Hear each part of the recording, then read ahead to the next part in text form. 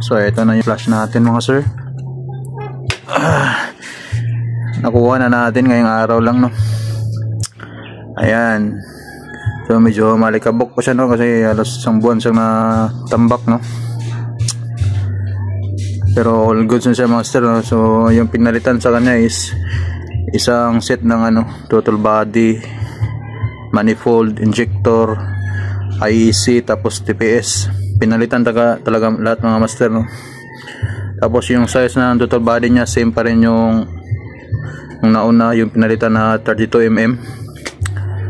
Ayan. So yung 28mm mga master is sa pagkakaalam ko yung yun, version 2, yung rubber na yung manifold. So ayan. So bukas test natin to mga master, no. Pero all goods na yun, yung niya, under na stable na 1.5 yung RPM.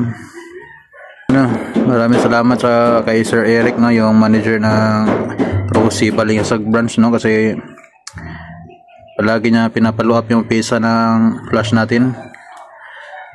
Tapos sa mekaniko pala na gumawa nito, no.